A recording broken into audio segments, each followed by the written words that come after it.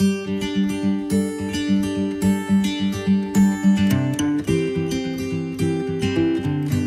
Morning class 10+2 political science lesson 1। आप इस lesson 1 को रीड करने के लिए एनसीईआरटी बुक पेज 4 और 5 भी देख सकते हैं। आइए हम बात करते हैं राष्ट्र निर्माण की विभिन्न समस्याएं और उनके उपाय।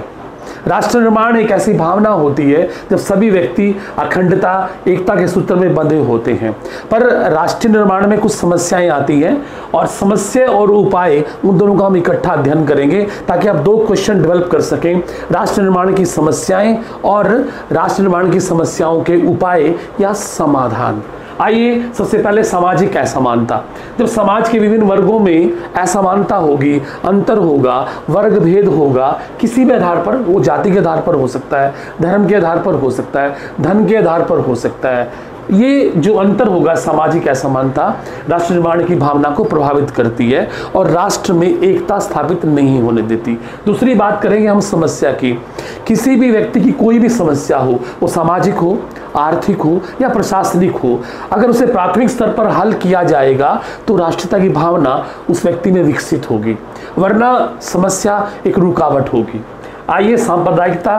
सांप्रदायिक नाम पर झगड़े या वर्ग भेद या अंतर भी समाज की एकता और अखंडता को प्रभावित करता है और राष्ट्र की अवधारणा को प्रभावित करता है। भाषाई समस्या। एक राष्ट्र में बहुत सारी भाषा हो सकती है, किसी भाषा को श्रेष्ठ, सर्वश्रेष्ठ या बहुत अच्छी या बहुत बुरी हम नहीं कह सकते, लेकिन अगर हम बहुत सारी भाषाओं को लेकर चलते हैं, जैसा भारत के संदर्भ में संविधान में 22 भाषाओं को संवैधानिक दर्जा प्राप्त है, तो उस आधार पर अगर कहीं अंतर होता है और वो अंतर सामाजिक जीवन में, समाज में फैल जाता है, तो वो राष्ट्रीयता की भावना को प्रभावित करता है।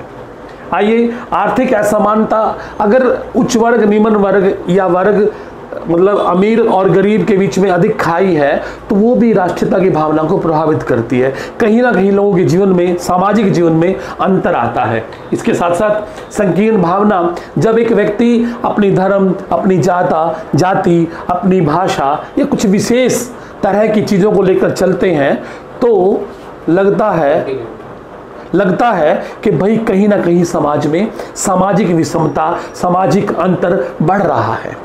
अब इन्हीं समस्याओं को हम उपाय में कन्वर्ट करेंगे। देखिए, ये सामाजिक असमानता थी। अगर इसको मैं कहूँ कि आप इसे सामाजिक समानता मान लीजिए, अगर समाज का हर वर्ग बराबर होगा तो ये समस्या ही आपका उपाय बन जाएगा। राष्ट्र निर्माण की सामाजिक असमानता को अगर मैं समानता की बात करूं, जहां सब वर्ग बराबर हैं, कोई धर्म ऊंच नहीं है, कोई जाति ऊंच नहीं है, कोई इंसान गोरा है, काला है, सब समान है, तो इसका अर्थ ये होगा कि हम सब राष्ट्रीयता की भावना से प्रभावित होंगे। इसी प्रकार समस्या का हल अगर प्राथमिक स्तर पर होगा, भाई भतीजावाद नहीं होगा, भ्रष्टाचार नहीं होगा, तो भी हम इस समस्या को हल कर सकते हैं। जैसा भारत धर्मनिरपेक्ष राष्ट्र है, यहाँ सभी धर्मों को बराबर अधिकार है, हम किसी भी धर्म की अनुपालना कर सकते हैं, अपनी विधि से पूजा कर सकते हैं, अर्चना कर सकते हैं। तो ये जो सांप्रदायिकता है या भाषा की समस्या है, एक भाषा लेकर या सभी भाषाओं को महत्व देकर, भारत में त्रिसूत्रीय 3 फार्मूला है, 3 लैंग्वेज, आप इंग्लिश, हिंदी, संस्कृत या पंजाबी या उर्दू कोई भाषा लेकर भाषाई समानता की बात कर सकते हैं। और बहुत सारी योजनाएं जो बनती हैं वो गरीबी हटाओ योजनाएं उद्देश्य लेकर चलती हैं, तो उससे जो आर्थिक असमानता है वो कम होती है। इसके अलावा जो हमारे राष्ट्रीय प्रतीक है, हमारा राष्ट्रीय ध्वज है, राष्ट्रीय गीत है, राष्ट्रगान है, राष्ट्रीय पक्षी है, उन सब चीज़ों को अगर हम लेकर चलेंगे तो ऐसी संस्कृति का विकास होगा जिसमें राष्ट्रीयता की भावना भरी होगी। मैं कह सिर्फ ये रहा हूं कि ये देखिए, अगर 6 नंबर में आपके पास समस्याएं आती हैं तो इन 6 का वर्णन किया, इन्हीं को आप उपायों में कन्वर्ट करेंगे तो 6 उपाय भी आपके पास होंगे। पर यह है कि जैसे सामाजिक असमानता है, इसको आप समानता मानेंगे, जहां सांप्रदायिकता है वहां आप धर्मनिरपेक्ष की बात करेंगे, जहां समस्या है वहां भाई भतीजावाद को दूर करने की बात करेंगे।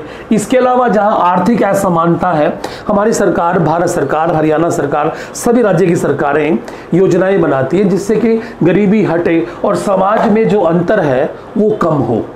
और उस अंतर को कम करने के लिए ज़रूरी भी है कि योजनाओं को इस ढंग से लागू किया जाए जिससे तमाम वर्ग, समाज के हर वर्ग सहायता प्राप्त कर सकें। और संकीर्ण भावना, हम अपने विचारों को पॉजिटिव रखें, हर भाषा का सम्मान करें, हर धर्म का सम्मान करें।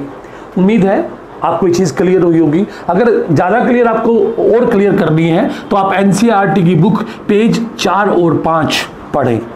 धन्यवाद।